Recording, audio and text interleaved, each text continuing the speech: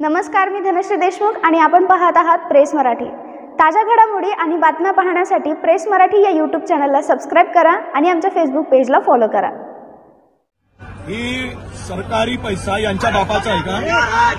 रवी राणाच्या कमाईचा आहे किंवा या सरकारच्या मुख्यमंत्र्यांचा उपमुख्यमंत्र्यांच्या कमाईचा आहे? योजना केवळ आता यांची नीती ही कुनीती हे आता स्पष्टपणे दिसत आहे की निवडणुकीच्या मतदानासाठीच ही योजना या नालायक लोकांनी आणली आणि बहिणीला फसवण्याचं काम केलं। सख्या बहिणी म्हणताय, सख्या बहिणीला फसवण्यासाठी योजना आणताय आणि ते मतासाठी आणताय। बहिणींच्या भावनाशी खिलवाड आहे। महाराष्ट्रातील तमाम बहिणींना सांगतो आहे, हा रवी राणा जे म्हणलं आहे ते सरकारच्या मनातील बोललेलं आहे, ते शिंदेच्या मनातील, ते फडणवीस यांच्या मनातील, ते अजित पवारांच्या मनातील बोललं आहे की योजना केवळ आणि केवळ मतासाठी आहे।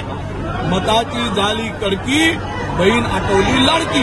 आणि हा जो बोललाय रवी राणा, हा बेमान माणूस बहिणीला फसवण्यासाठी जे काही लोभ देतो, प्रलोभन दाखवतो आणि 1,500 रुपयामध्ये मत घेण्यासाठी काय ह्याला वाटलं की आमच्या बहिणी विकाऊ आहेत या आमच्या बहिणी या 1,500 रुपयाला मतदान विकतील? एवढा खरंता नालायक माणूस हे राजकारणात पाहिला नाही। सर, हा महाराष्ट्रातल्या मतदारांचा अपमान आहे। विशेष करून महाराष्ट्रातील संपूर्ण महिला वर्गांचा, माझ्या सर्व भगिनींचा अपमान आहे हा। या अपमान या सरकारने केलेला आहे।